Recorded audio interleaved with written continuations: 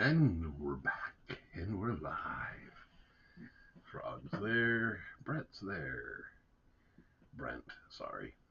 Jason's there, Tony's there, Glenn's there, and here we are. Um, it's about 45 out. Got about a half inch of rain today, so it's been a wet one.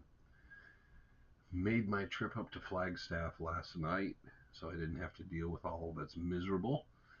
Um, Good to see you on a Friday. Generally, that's pretty much where I am. I was going to run up to Flag and today, but there was 10 inches of snow. They were predicting 10 to 15. And right now, up there with wind chill, it's 9 degrees. So I'm quite happy. Old oil rules. I'll watch it work tonight. Well, there you can. You're always able to. Howdy. And so I did my trip yesterday, and now I am dry and warm and comfortable. Head to the mountains tomorrow morning. Yeah, a lot of people should be out there tomorrow and Sunday. Um, Frank always says let's avoid the weekends because there's too many people out there. But if you're bushwhacking a lot of stuff, you don't run into many people.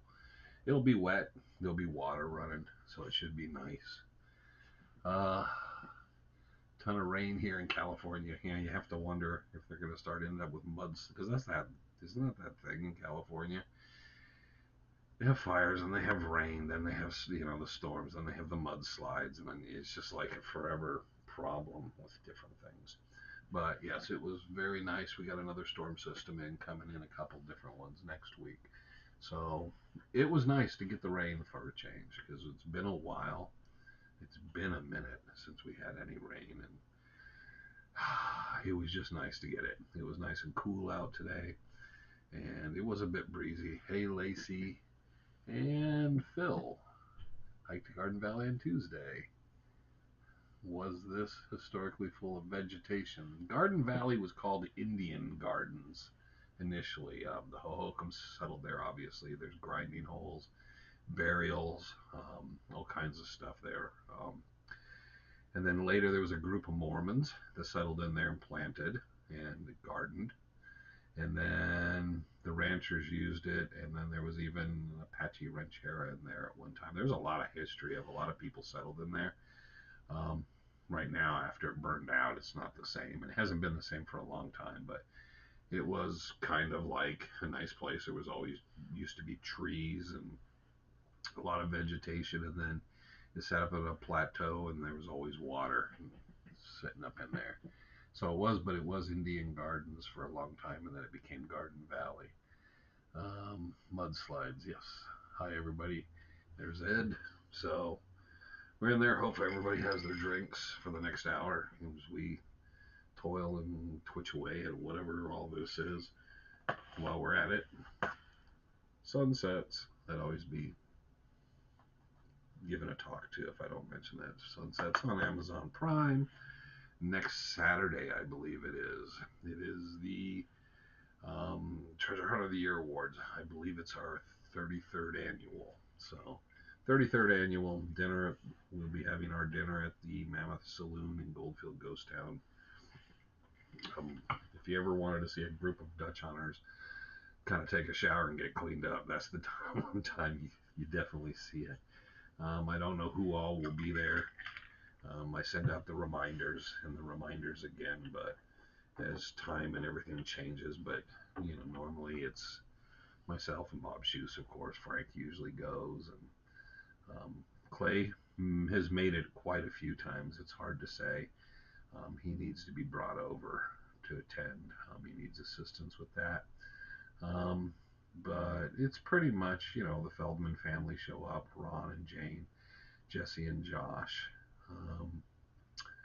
Jack Sanfelice is normally there. Most of the people that have been honored and so forth. Greg Davis always attends. So you get to see a little bit of everybody. So here's to swimming with bow-legged women. No offense meant to the bow-legged women. Or I don't know. I don't know where the offense would be taken. If you have bow legs, you just have bow legs. Can't do much about it. Anyhow, so there's that. So I got that. Got the Treasure Hunt of the Year awards out. Well, that's it for today. So I'll have a good day. Goodbye. No, it's been a quiet week. It was busy at work. It's one of those weeks I got a lot done, and I don't know about everybody else, but it kind of goes by pretty quick and so forth. You're like, kind of, where did it go? But you got everything done. I'm actually ahead of myself a little. Not enough to be comfortable, but I'm a little ahead of myself on what I needed to do and stuff. And yeah, I'm kind of amazed that I just kind of like it went smooth. It was just everything was kind of like a nice smooth transition to the other. The other day, what was it just yesterday? I put in. God, I'm trying to think of how many hundreds of miles, 400 or 500 miles at least. So it was a lot of driving, and from the 6 a.m. all the way through the day till 10:30 last night, I was pretty much for the most part on the road. I was just a little bit of everywhere because I started off and headed to Chandler, and then I ended up at one point in Goodyear and Buckeye and Avondale and Litchfield Park, and then of course ended up in Flagstaff. So I was just a little bit of everywhere. It seemed like driving through. Roads were pretty good. There was a good bit of dust on the above Camp Verde up by Munns Park, but the roads were a little icy, but not terrible. I'm sure it got worse later. If the Dutchman mine was 200 yards across the canyon from the tomb, how has it not been found? Well, the what is a two-room house? Interpretations, and did Jim Bart put the feet yards or what was it, and the person's perspective of all these things. One of the problems with why I always wanted this stuff John Spangler had from Jim Bark is to understand, do we read things clear and just straightforward, or what's the interpretation of things that were said, and how to kind of like look at them, from the proper perspective. The two-room house, which is a cave that just is split, is it a really some sort of like something like in Rogers Canyon, the cliff ruins? Is it something like that? Now remember, Geronimo's cave had something built up in it, so they could have had low walls. There could have been so many. What constitutes this? And so I think in each case and point, you want to see what were the original context of how these things were being spoken and said. We do know it was a north-south trending canyon. We do know that it was high up, that you had to go down the canyon, go back up to get to it, and then go back down to it. It was up on the cliffs, which pretty much smashes all the placer mining theories that are out there. But there's certain things we're very sure of, and there's things that, yeah, you're just like, okay, what do they mean by this? It seemed to be on a slope. It appears to be in an arroyo high up, and just that in itself, and then the pit itself. I mean, there's still people to this day that find normal mines and they think, well, that's what the Dutchman was. And television does that all the time. They reinforce this thing of showing you a normal kind of turn of the century mine at it that had nothing to do with what that was. Now, most of the time, if you want to know what the Dutchman looked like, look at some prospects out there, some holes in the ground. It depends on what you think a cave is. Well, it's not only the cave. It's like, I know I heard one version where Waltz kept his burros, there was horses in the other part of the cave, and the walls separating and all this stuff. And the Peraltas had used it, and but it's hard to say where the embellishment comes from because we know what Jim Bark wrote and then how all the rest. So the one thing we don't have, and if I ever can get to it, there's lots of letters between Simsey Lee, Jim Bark, and others. And taking those letters and that type of documented material and making it digitally available so people can read what they talked about. Because there's a difference between what you think everything means in context and then seeing those people in real time back in the day exchanging letters and talking about those things, and it kind of like makes you go, okay, they thought Julia was very much on point and honest with them. And yet there's people that I've even talked to some people that go, oh, I don't think Jim Bark ever knew Julia or any of them. Well, and we run into the perfect storm here of, if Julia and Reinhardt don't sit with Waltz on Christmas Day in 1890 and get told the story, and that doesn't happen, and that does not exist, then none of it exists. Even though Waltz was a real person and Julia and Reinhardt were real people, none of it exists. The or that we it doesn't exist. It completely negates everything that, even though that we know it exists, it negates the entirety of the story. Because remember, the first reports were of Julia and the group going in the mountains, and that's where it begins after that. So Julia has to be the original source. Um, I don't have it handy. It's somewhere far down the bookshelf. A book called Arizona Cowboys has at the very end one of the tall tales, and it was printed around 1900, 1903. And it has the Holmes tale, which is very different than what you generally read, because you have Dick Holmes versions, and then you have Brownie Holmes versions, and you have Ida May Holmes, Dick Holmes' wife's versions, and then you have this version that precedes all of them talking to the press, which is even different, and it makes you understand that the Dick Holmes story was a little bit of a folklore tall tale. So you have to always remember those things that he said, and yet you hear from that perspective creep into everything else. And yet, even though there's a couple mentions, and there's one mentions something that maybe we should revisit or kind of look at the home stuff closer or something between Sims Ely and Jim Bark. Other than that, they don't talk about any of it. They talk about a lot of other things and people they've been in contact with, and there's letters between them with Erwin Ruth, but it's very odd. The home stuff is almost completely outside, even though it's a very well known story at the time, because it's been in the newspapers, it's been in books. I mean, we're talking by 1910, it's been in books and newspapers. This folkloric tale of the lost Dutchman. Now, at that point, Julia's not talking, Reinhardt's not talking, so Dick Holmes became like the point man to talk his version. So, but okay, let's kind of, in Bicknell's articles, Picknell's, it's Bicknell. His state of the LDM is no more than, well, PC Bicknell is saying that's what Julia said, but she never was there. So again, that's that perspective of, when you're looking at it, okay, what PC Bicknell has, he has information he garnered from Julia Thomas. Julia would have had from Waltz. 50, well, I drew, 50 miles from Phoenix is where the Superstitions are. So it's not like it's right there.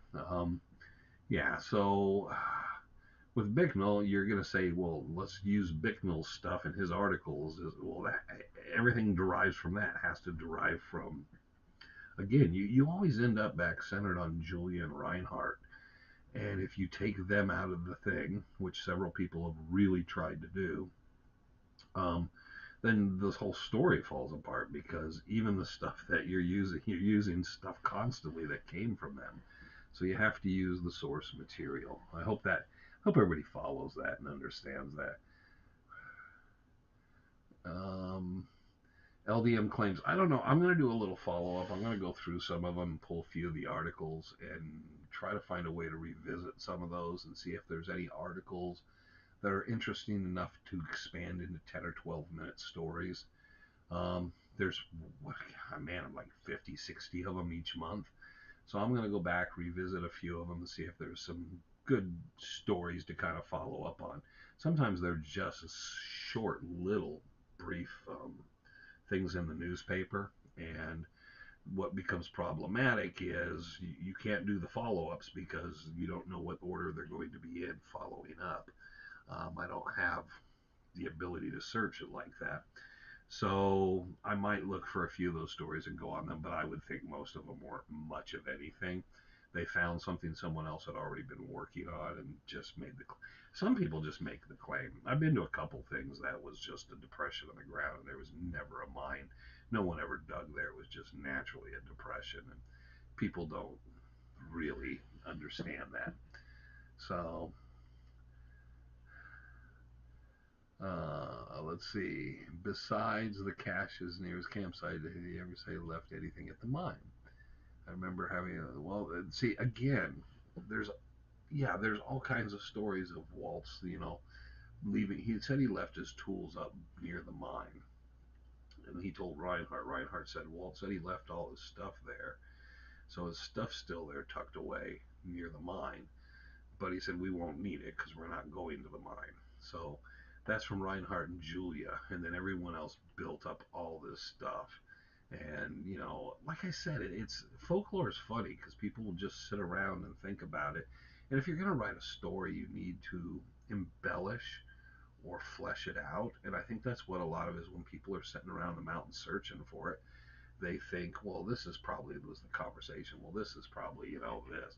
And, again, my main point being is that most everything we look at, we have to go back to Julia and Reinhardt and the origination of the story and then follow that. And when something gets kind of way out of the side, you have to really think of like, well, where'd that come from? If it didn't come from Jim Bark, then who did it come from? Because Julia spoke to a few people. She spoke to Bicknell. Um, I can't remember Ray and his wife, Howlands. She talked to the Howlands, but there wasn't really much change.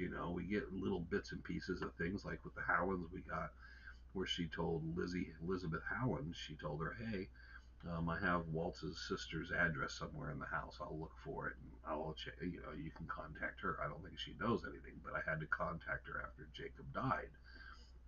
So we know that even puts in further that Julia was, taking care of business for Waltz and so forth and all. And this is supposedly the crazy priestess lady at that point. But it sounded like Ely and Bart both seem to think hold her in somewhat of high regard. If you ever look up the women that built Phoenix type of book, or the most important women, the pioneer women in Phoenix, Julia's in there because of how she handled business and did a lot of things. Now, because she got bit by the religious bug after 1900, everything gets skewered because everybody thinks, well, that person is this person. There's plenty of people we all know that were very, very cool, very had it together, was doing quite well. And then they get into something and then they just completely deviate the path for a while. Okay, I'm trying to catch up because you guys are saying a lot and stuff. So, but okay, the Dutchman's mine isn't a mine. Well, okay, everybody says it was covered up and you could drive a pack mule over. Well, that was in Jim Bark's book too. That was an Apache Indian and it was a mine. And he said, who was it he was talking to? Was it Charlie Boy or LaBarge? One of those guys. Um, Guy told him he went over the mine. He asked if the Apache, I guess. I think it was an Apache. If, do you know if there's any old mines out here? And he said, oh, you went over when I saw you go over it the other day. But he couldn't figure out where the guy had seen him from to even kind of go back and relocate it, which tells you. But this is also, again, that the Peraltas had a number of mines, which also, again, goes in the story. If the Apaches were telling people about these different mines that they covered up, it goes back into the Waltz story, which goes back to Julia and Reinhardt, which kind of deviates completely from the Holmes story, as you see what I'm saying. So anytime you have any evidence and completely unrelated stuff, and you go, why would the guy, why would this random Apache guy just say this to this guy or whatever, So you have to always do that because none of them were reading books. There was no YouTube. They had no idea. It was they heard stuff randomly, but there wasn't that much in the newspapers. There was only a few articles in the newspapers for those that could read or picked up a paper. Didn't Waltz have? He had 3 caches near his mine. He took the first one the first time, is what was claimed in Jim Bark's notes. He took the first one the first time. When he went back to kind of clean up the things and kind of cover over the mine and make sure everything was still fine, he grabbed the second cache, but he wasn't able to load up and pull out the third cache at that time. It was probably too big. So he took the second cache, and then he was going back with Reinhardt and Julia to get the third cache, which was bigger than the both of the others combined, is what he claimed. So that might have been the best one. So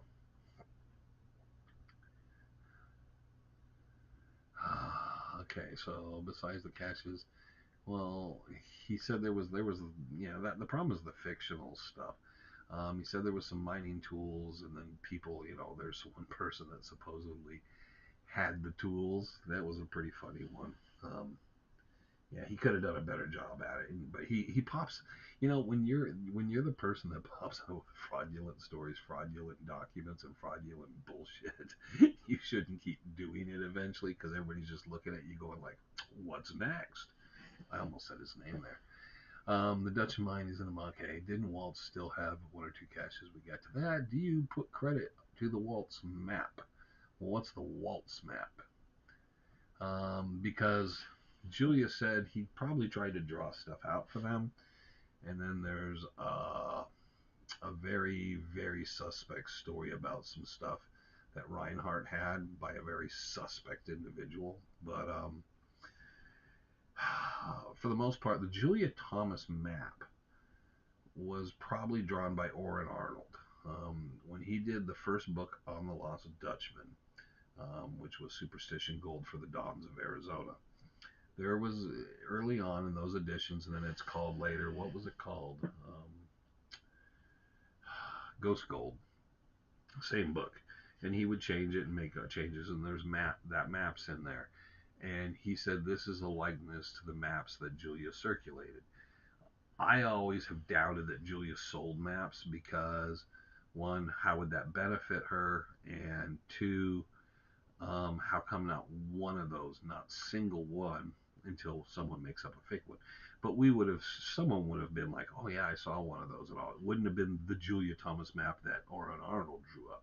The only one that circulates is Julia Thomas map. The Waltz map is that one, and then people have that Herman drawing they go off of and stuff too. But no, as far as Waltz drawing a map, if there was a map, that supposedly was taken from Julia and by Godfrey Pertrash. Again, it's in the Jim Bark notes, and then Bark says he has it, and Herman later said that was burned and destroyed by his father, along with some other things of Waltz's that his father had. So it depends what you call the Waltz map. The fish map could be a Peralta map. There was the other one that Bob Shoes had. They both dated time period, so you can date them back to the time period, and they seem to be in that area, and people have found some things connected to them, so that tells me that. So that's the only two maps that you can say you can follow some of the providence, and they are old enough to be that. The Julia Thomas map, if that's the one you're crediting, I wouldn't. It sounds like it was just someone sitting there and saying, okay, these are different things that she said and I've read about the Lost Dutchman, and we'll just put them all on the map together, which is why it's a funky, weird map to deal with. So the map came to light, and like I said, I'm pretty sure it's Ghost Gold or one of those books. But like I said, I always thought it was a goofy map. I don't know of anybody that ever followed that map or ever gave it any credence. And then I noticed the footnote to it, and then I started sourcing where it was and realized when they were doing that, they created that to do that. But if Julia Thomas had a map she was selling, someone somewhere would have had one. And, Bicknell would have had one, right? He would have thought. The Howlands would have had one. None of these people seem to have a map from her. So it would be interesting to make a matrix of some of the major clues. Well, no, we did that. We did one of all the clues, and we did it as a joke. One year at the Rendezvous, me and Peter Esposito went back and forth talking about the clues, how much they literally cancel each other out at a certain point. It started on a forum, and then we sat there kind of as like kind of a comedy gag of talking about the Lost Dutchman and all the familiar stuff, including the Weaver's Needle at 4 o'clock and a bunch of the bullshit. And I remember it was funny because when you're doing it, there's people that believe in that stuff, and then there's other people just cracking up when they realize how stupid it's getting. If you read the Bark notes, that's probably some of the gist of what Julian Reinhardt knew. Jim Bark, I'm sure, held some things back.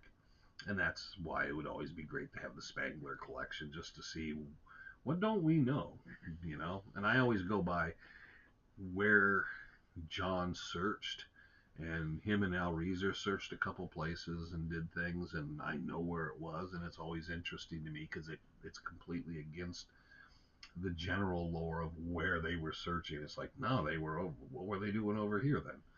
So, how could anyone expect to get useful info from Julia if Waltz did his best to describe the way she didn't know the mountains? Well, that was the problem in the end. He was trying to draw maps and give her and Reinhardt the best instruction. But remember, Waltz said, we'll ride out there with the wagon. And once he was sick, because originally they were just going out there together, once he was sick and he got better, he realized the frustration. He told them, okay, I'll go out with you so far and show you which canyon. I'll kind of get out there and give you the kind of a general direction. And then you can kind of figure it out from there. That's what gets kind of lost in the translation. So he was taking them out, and then he wasn't going to be able to ride in. He knew he was too sick. If they would have got him out one for a day or two, and obviously he was frail enough they couldn't manage that a 2 or 3 day trip. If they would have been able, that would have changed things because it would have given us a much better sense of direction. Julia's just going out there and just trying to go, okay, this is the mountain. I can see it from his house, so I know here's the mountain. And then she's just trying to put it together what he's told her for 8, 10 months. Think about it. He first tells her in December. He dies in October. So you have 10 months of information that her and Reinhardt are trying to compare. And now you have Godfrey and Herman trying to tell them what they're getting wrong and what he actually meant. And that's where you get the mix-ups. So if you sit around with a group of people, and it's not even just passing something along, people will decide they know better, even though they weren't even there, and they'll start telling you how something is. And I think Herman and Gottfried Reinhardt thought they would come in and be able to understand what him and Julia couldn't understand, being more familiar with the mountains or stuff or understanding. But they, whatever this they specifically lost, wasn't right. Or Gottfried and Herman wasn't going to be able to help them. Whatever they misunderstood. Now you got to figure where they were heading, where they entered the mountains eventually down through First Water down to in the area of Marsh Valley. But earlier they're up in Hog Canyon, they're down, and then Waltz's direction seemed to be down to the south end. But then you got Holmes going up around, Pistol Canyon and Peters Canyon and Peters Mesa. None of it makes sense then, because if any of them had any, they should be something generalized. So that just tells you whatever he was trying to tell them. And let's put it this way. Let's just take the Holmes thing this way. How were they taking a wagon, taking the horses off, Julia and Waltz riding? Now, Waltz is an 80-year-old man with health issues. Julia is a woman that probably doesn't ride a lot. And they're going out with Reinhardt, the guy who works in a confectionery, and they're going to hike into this mine. How far are they getting that group? So Waltz was more savvy. He wasn't totally desperate. He was like, okay, we need to get in and get this, and he thought that was the plan. If he didn't think Julia could make it, if it was that far off, think about it. He's not going to take Julia. He's going to tell Reinhardt, let's get someone handy here, one of the guys around here. We'll go back and we'll get that stuff. We can trust him. He didn't do that. He was willing to take Julia. So Julia had the most information probably, and Reinhardt probably had an equal amount. And it's just, unfortunately, neither one of them decided to write a thing down. And that would have helped too, to have some sort of instruction. Do you think the LDM is underwater now? No. I don't think it rained that much. Happy Friday, everybody. Hey, Diana. Have you thought about incorporating your screen in these live sessions? What do you mean incorporating your screen? You can share your screen. Yeah, well, we've talked about it. There's there's a lot of things we could do, and we eventually will, so we can share. One of the things is we kind of do this free for all, so I don't go in with a plan. Once in a while, I'll have a plan, and I'll say, oh, and that would be nice to have that and show these maps and show this information. This computer is a studio computer that I use for music, so the only other thing outside of music going through this thing and shows up on this is we do this. Other than that, yeah, other than this, the thing's used for music and that's it. So I don't have a lot of stuff stored in here. Stuff. The hard drives I have attached to all this is all just for music files. So I'd have to switch the whole setup or have a different hard drive and then put a lot of my material into it to be able to go through and pick stuff up and all and do. And I don't know. Then it gets, it's like packing search, and I don't want to do that. It's much easier. My brain is still pretty good at pulling stuff up. Happy Fridays. Tom Collinborn said that Barry Storm's book, Trail of the Dutchman, was copied from another man. Yeah, that was Leland Lovelace. Yes, from her book. So the manuscript was hers. Yes, most of it was copied. He went in, he posed as kind of posed as like he was interviewing her and going through her material, and then he took a lot of her material. He kind of posed as a con. He was a bit of a con man on that. And yes, he took Lovelace's material, and then that's how he kind of wrote Trail of the Dutchman and Lovelace. Lovelace's manuscripts, a lot of stuff is in the archives, so you can see the similarities. It's not that similar, but it's pretty similar. But yes, he did do that, which ticked Lovelace off quite a bit.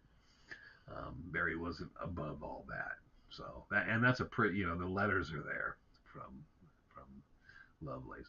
I guess Waltz probably explained things in German. Well, I'm sure he did. Did the stones embedded in cactus lead to Peralta Trail? I don't know. There's stones embedded in cactuses everywhere. One of the problems is now, because I didn't look for that stuff, and some of them are high up, so someone on a horse probably did them. But you don't know when they're done sometimes, and that's another problem. I wish I would have paid more attention. Some of the cactus that had notches and different things are gone. They did. It's not this latest fire. They were gone 15, 20, 30 years ago. So, and most of those things are marked. There's rocks there that have like are chiseled or noted that that's where it stood. But like the RP cactus and the Palo Verde tree where Rose Skull was found, and so all those things they're marked, even though that stuff's gone. But I don't know. Yeah, one of the things I've been trying to research and work on, and it's going very slowly, was Peralta Trail as Willow Canyon, Willow Springs, and all that history of when it changed, which the Dons were the big partner in changing that, but kind of like who the people were involved in making that change at that time.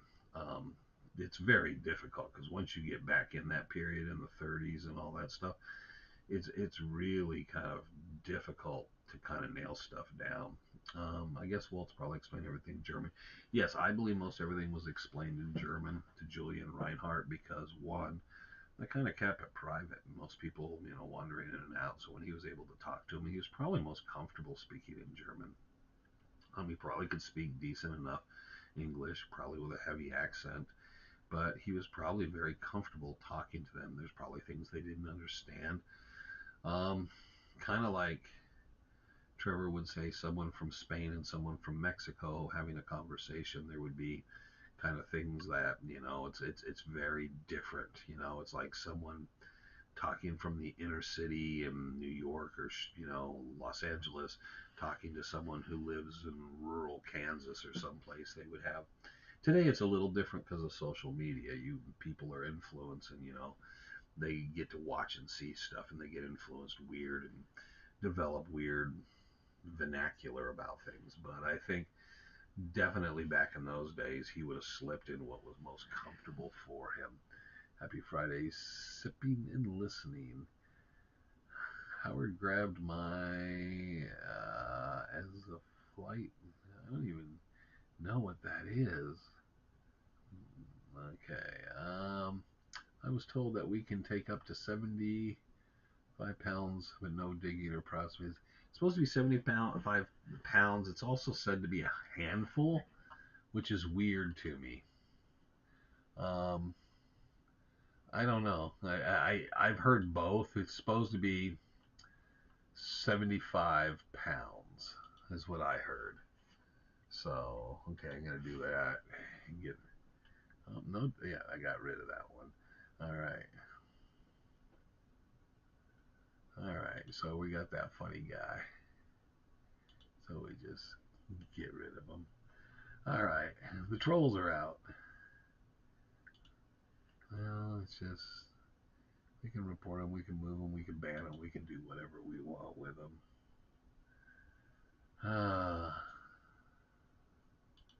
Yeah, well, I guess that didn't happen either.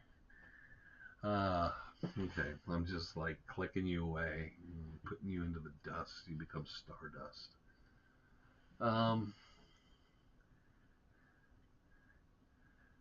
Yeah, well, shit. Once you learn how to do it, you got to know where to click or what to do. I'm not a freaking monkey. I mean, like Trevor says, the stuff I do with sound design and stuff, he has no clue and doesn't even know what I'm talking about with stuff and all. Tyler will, but yes. Yeah, there's one or two handfuls, but then there's a poundage limit. But, 75 pounds is how much you carry on your back, and this and that. I say just make a lot of trips, you know. That's what you do. But you're not supposed to dig, and you can't use anything mechanical. So what's mechanical mean? So you could, I guess, use a shovel and a pick. I don't know what you're not supposed to disturb. Can you reopen an existing mine? Waltz's instructions to Julian Reinhardt were fighting the cache. Well, he told them both, and he said when we get to the camp, he said that was one of the puzzling things they talked about, and that is in Jim Bark's notes and everything, is that he said you can't find the mine without knowing where my camp is, and you can't find the camp without knowing where the mine is, which means they're not a great distance apart, but it's kind of weird. It's a weird way to kind of put yourself in that spot. So, how old the fireplace is? No, Broadway cave. No, don't know. By the time someone told me and I went out there, that was during the Randy era. I was never interested. Yeah, but there's a lot of places that people generally go that I just wasn't interested in. So, yeah, it's just going to be troll day today. Troll day today.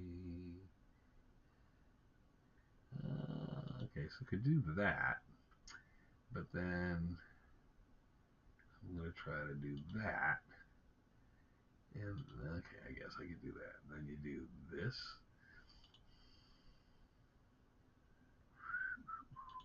There you go. Does that do it? Oh, okay. That's a new one. Okay. I'm figuring it out. Okay. Sorry, Ed. I was kind of doing this thing. Reward for finding the mine and new information. Well, that's what Ron Feldman, I think, tried to do. It was one of those weird, puzzling things with everybody's conspiracy theories.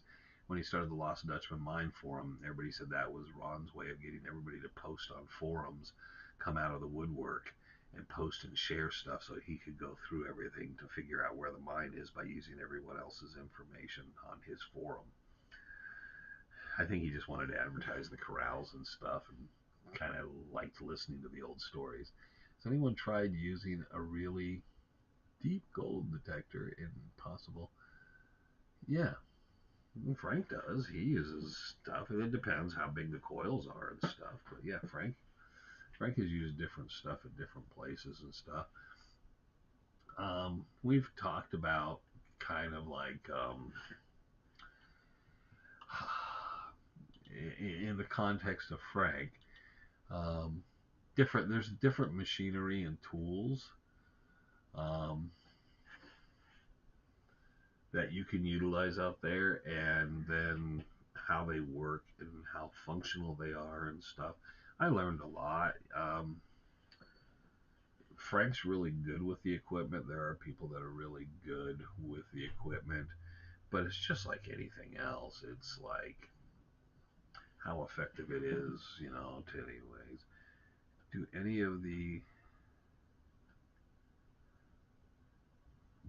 no, not that I know of. It's a wilderness area.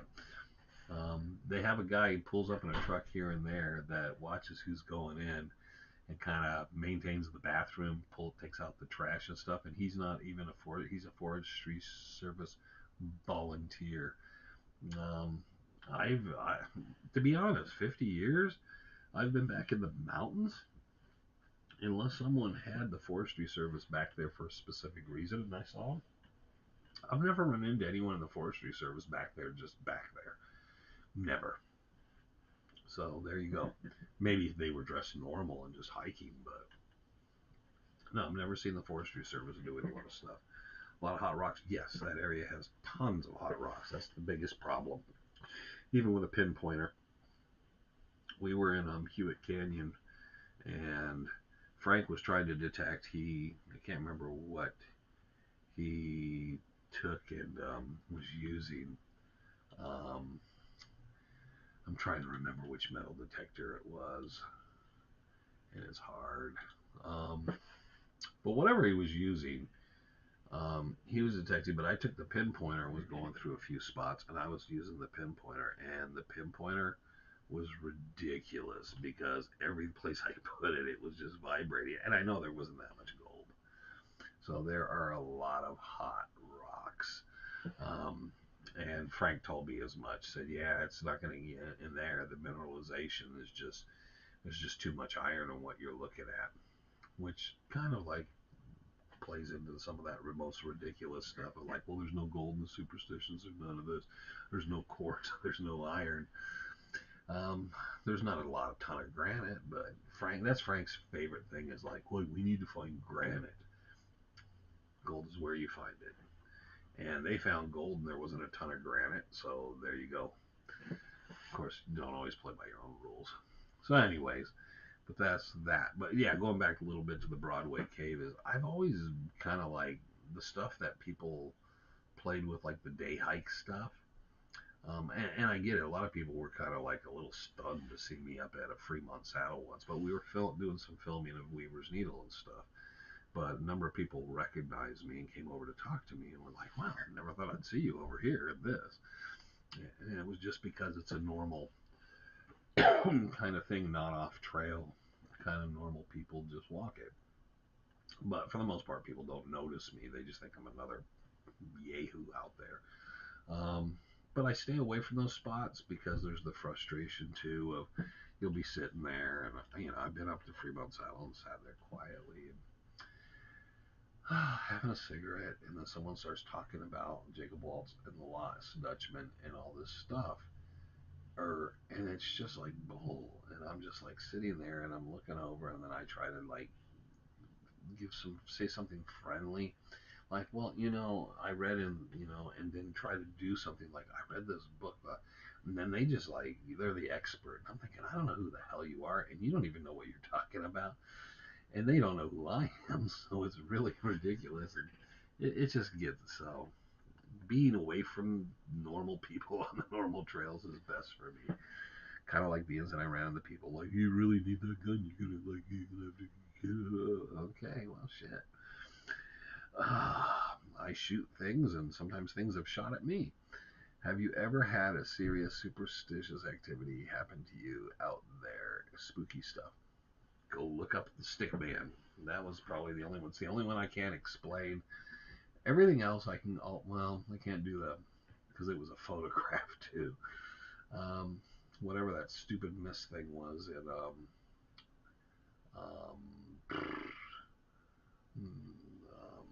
in the old Lost Dutchman store.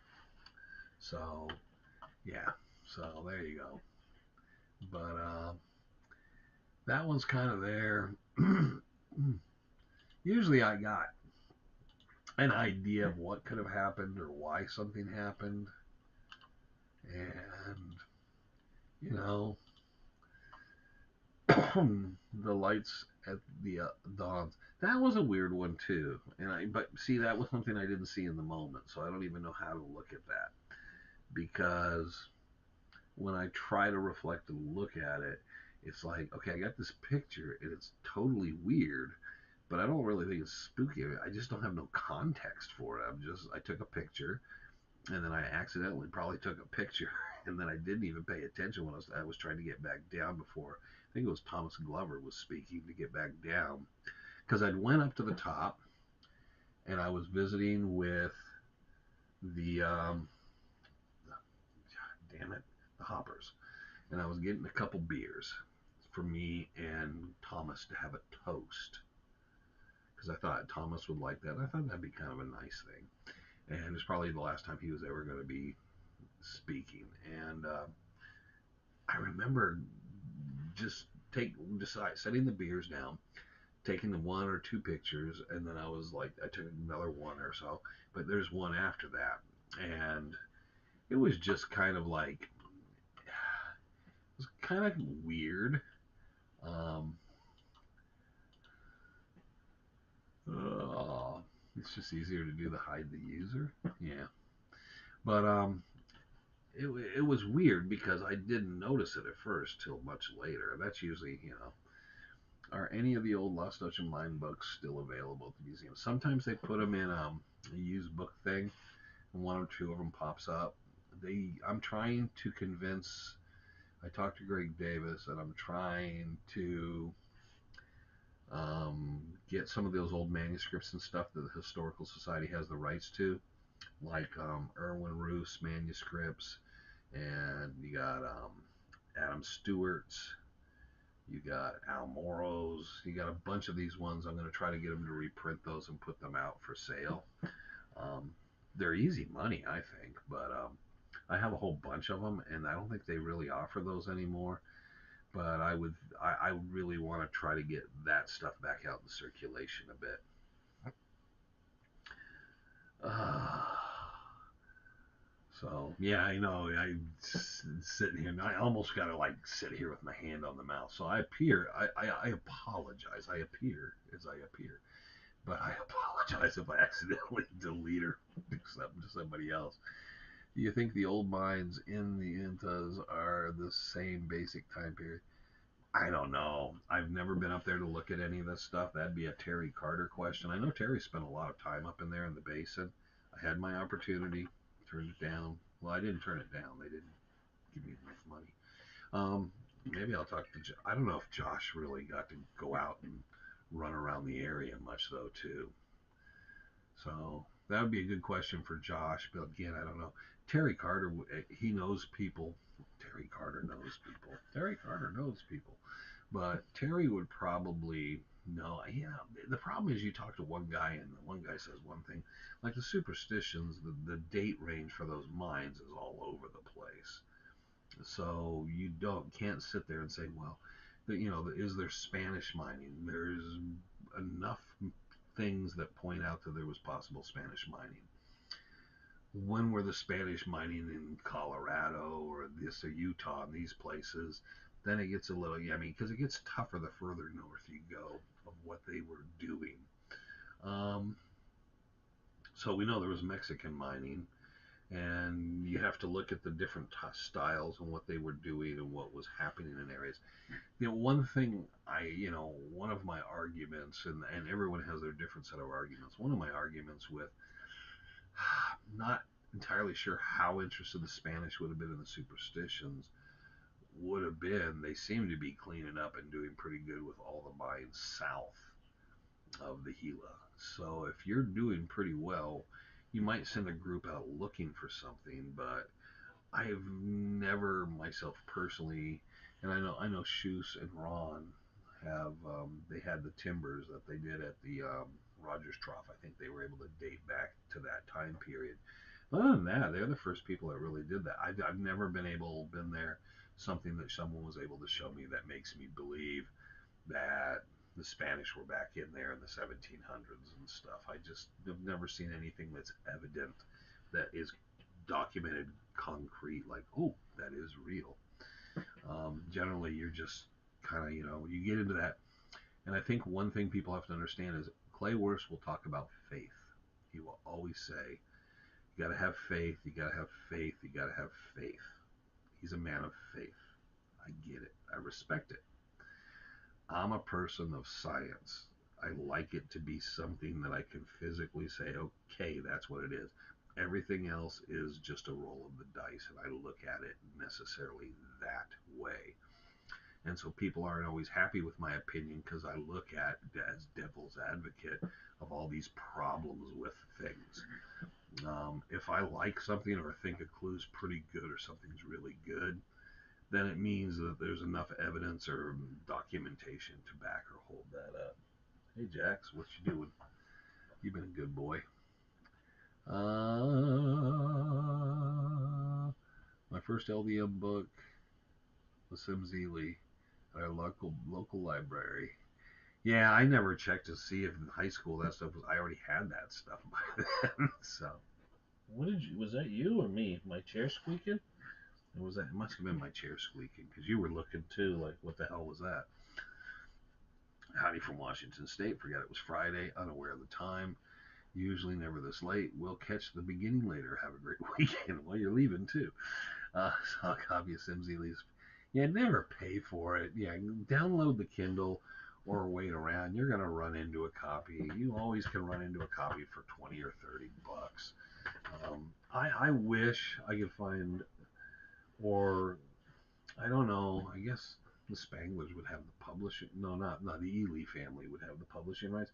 Wish that someone would just be able to republish and make them, and just make a bunch of nice hard copies and then just sell them. Um, just so people quit ripping people off. It's not worth $750. It's not worth $100. It's not that rare a book. It was a pretty popular book. I'm not going to look right now. Well, that'll be something I'll research. I think I talked about it before. How many editions and copies of that book came out? It's not a hard to find book. The problem is when it turns up, everybody, and without the dust cover, they're pretty. They're dime a dozen. So I've given some away. I used to just pick them up whenever I find them cheap. I always pick them up so I can give somebody one copy here and there. The harder book to find is Thunder God's Gold with the appendix and all that stuff and everything in it. One of the original first editions. Those are actually a little tougher. I don't think it was as popular as Ely's. 750. I'd rather buy a Strat. I'm trying. Oh, okay. Okay, now I know what you're talking about. 750. I'd rather buy a Strat. You can buy a Strat for. You might be able to buy one for 750. Mexican Strats are 700 bucks. American standards are what, 900, 1200? They went up. I think they're around 1200 now. I don't know why I looked at it like it's gonna have a price tag on it. Yeah, so the Telecasters are just as good. I like that Telly, and but that Telecaster, you're gonna buy the Telecaster. It's a lot cheaper too. And that is one that has a two pickup, so it's kind of a nice deal. But no, it's a one. Never mind. I'm losing my mind today. But yeah, the Mexican Strats are pretty good. I don't like the Japanese stuff because they build them very cheap with a lot of cheap parts. It's a black guard. Have you ever tried a PRS? Oh, I don't want to touch it because it's above the camera. Yeah, I got one right in front of me. Yes, I own a couple PRSs. So I was going to take it down. I was like, every time I take it down, it knocks the camera. Since we're live, it was going to screw us all up. But yes, I have a couple PRSs, and then I have got a little bit of everything. Yeah, the thing is, you see cases, cases and guitars, and there's more cases over here, and there's more guitars up above me, and there's guitars scattered here, and then there's guitars sitting in the garage in cases and stuff. So there's a lot of guitars. Have you ever tried? Okay, so yes, I own PRS. I went to that because I had an early PRS that was having problems, so I got another one. Um, I like them. They're kind of the middle. They're a little bit the middle. They're more of a hard rock guitar. They're not as. If you want something very clean, super clean, and kind of yesterday I was listening to a lot of Les Paul and Wes Montgomery. You go with the Les Paul because you can make that can be so smooth sounding and stuff. Strat's kind of little, kind of like jack of all trades. And like I said, I've kind of had some fun with the telly now. Kind of, I don't know, it's just came from guitars but stayed for the Dutchman talk. It always happens. Like a Charvel. Not a Charvel guy, no. I went to the Fender plant and I passed the Charvels. I just played with the Strats, the Tellys. Got to get my hands on a broadcaster, stuff like that. Anyways, so back to the Dutchman stuff from there. But yeah, never pay way too much for a book. I don't know that Peralta book that Gene Reynolds talked about. That one might be worth throwing some money down on. Yeah, I'm really suspect of putting a lot of money down on books thinking that they're going to be, such a big deal. I'm trying to figure out what I'm looking at. Oh, never mind. Okay, now I know what it is. Sometimes the book binding catches me, and I was looking at it and go, "What book is that?" And then I remember, because I'll buy different editions of different things. But yeah, never pay too much. I figure if I pay 25 or under for a book, then I did good. So all the older books and stuff. And over time, it was even hard to find a lot of these books back when I was younger. And a lot of them I picked up later because I started getting better at finding them. But you could, most of the time you go to the used bookstore, there was an Arizona section and it had a bunch of Grand Canyon stuff and it really didn't have much in it. And I really kind of gave up trying to find stuff. And probably around the late 90s, they started to show up more. And as the used bookstore thing really kicked into gear, in that time period, there was a place called Mr. Bookman's, not Bookman's, but like Mr. Books, and he sold magic supplies and had all these old collectible books. And he ended up with a bunch of stuff and it was just such a mix. So it's so hit and miss because a lot of people I found Dutchman books in Arizona in Southwest history, in Native American sections. I mean, I found them all over the place. So people don't always, know exactly where to put them. Any live truck podcast? No, those are by accidental. We might try one with Frank maybe sometime. Those were fun. We did see. We used to record them with Frank. There's a bunch of that stuff recorded too, of us just driving and talking. But no, it's to me, that's what I did for a year, 2 years. I just sat in the truck and talked on the live. So it's kind of a little bit of a different thing. I don't know if I'd want to go back to that. It sucks during the summer. I ran into the ranger below Garden Valley. He was walking the wash looking for trash to pick up. And they're usually a volunteer. So they're, hell yes, take Sal. No, Sal, I don't know. Sal. Might be an unusual. Yeah. What is that one Jerry Seinfeld does? The coffee thing? Going for coffee or whatever. Yeah, let's do that with different. I'll take a different person. I'll take Shoes. I'll take Sal. I'll take Frank. And I have different people do that. I've read a lot of good articles from Desert Magazine at Internet Archives, and I got a ton of those in the garage. I got boxes and boxes. Um, I'm kind of working out. I think it was Dave Cook's stuff that Jesse got. Then Jesse didn't want it, gave it to Greg Davis, and Greg Davis gave it to me. And there's a lot of good stuff in some of these old. There's some stuff from the 50s and 60s. Um, Problem is, I haven't been through that stuff because I got these 6 filing cabinets I'm still working on. I'd like to go through that stuff and get all the Dutchman stuff at least separated, and I haven't been able to do that. So we're at 5 o'clock. Man, that flew by. But yeah, the archival material I got, I'm trying to look at everything I got and come up with a better way of storing things. And there's a couple reasons for that, not just on my end, but for on other ends of other material. And I want to get my stuff more organized. So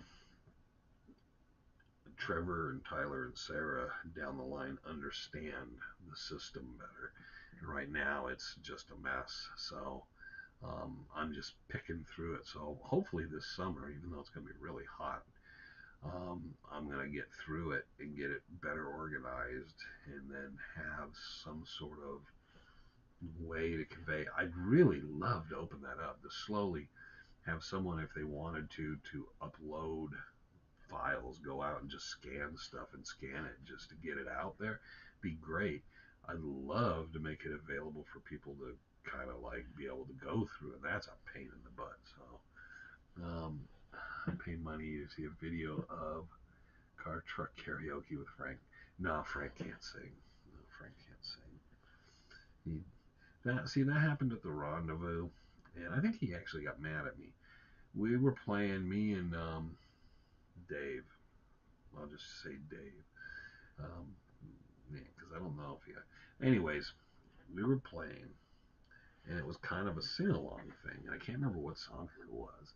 It's probably something like Bad Moon Horizon or House of the Rising Sun or something. We were going through and we're playing, and it was a Friday night at the rendezvous, and we're playing, and then I heard something, and I was like, "Oh, what the fuck is that?"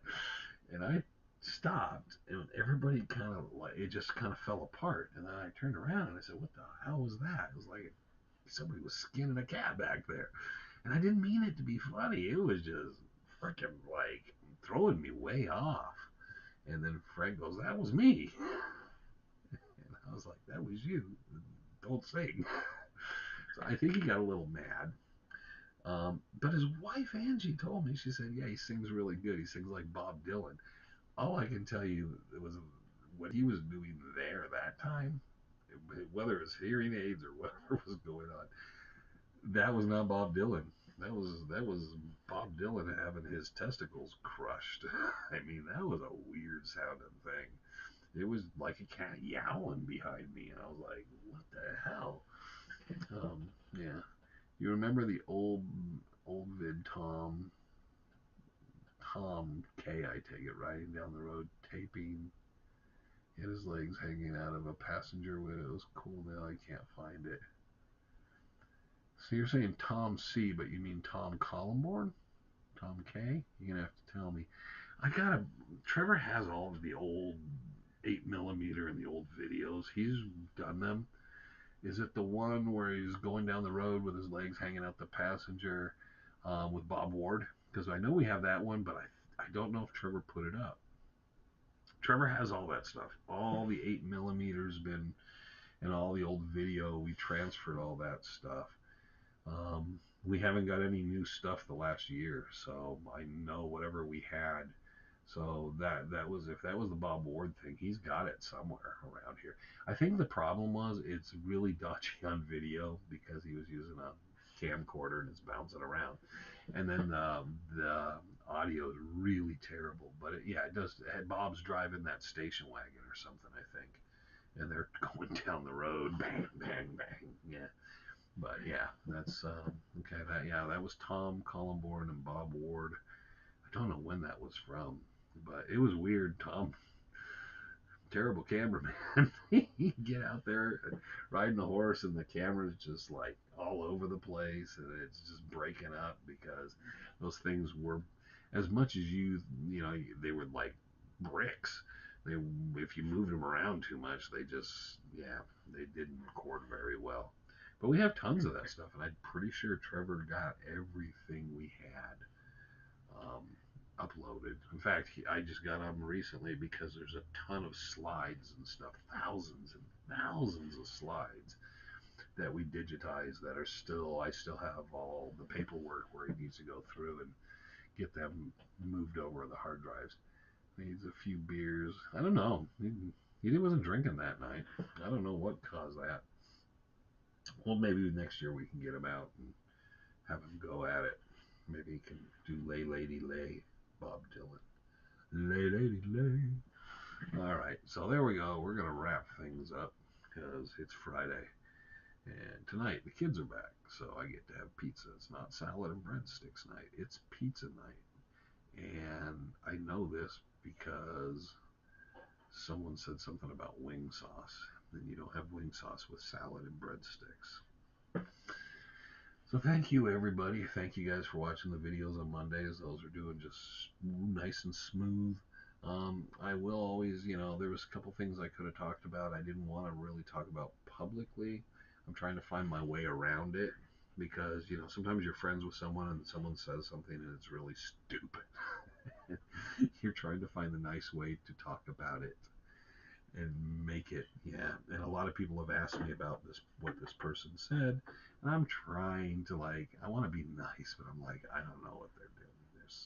They're smoking the peyote, they're in the Jimson weed, they're drinking the tequila, and they dropped a couple tabs of acid in the process because I got no idea where they're coming from with the couple stories. Um, so maybe I'll find the nice way to talk around that stuff. So thank you, everybody. Everybody needs to go eat. If you already ate, then everybody needs to take a shower and get ready to go to bed. As you can tell, for a change, I got a shower. So got shaved up, got a shower. Not because I'm, for no other reason. It was a rainy day and I got in and I had the time to jump in the shower and stuff, which I feel fresh. I feel so fresh.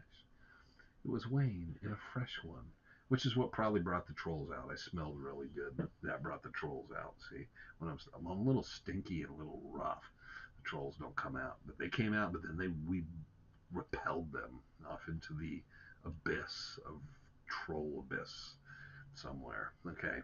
Have a safe weekend. Yes, see everybody that I do see at Saturday at the Mammoth. And we'll be there starting at 5 p.m. I'll be there a little early, kind of meet and greet and run around because Trevor always wants to film and talk to a few people, so I'd like to visit. But thank you, everybody. Had a great time. Hope you did. Hope everybody stays safe. Catch Chasing Legends on Monday. We'll probably rejoin you and see you next Friday on Live Legends, whatever I call this. That's what I need to call this show, whatever I call this. There you go. So have a great weekend, great weather, enjoy, and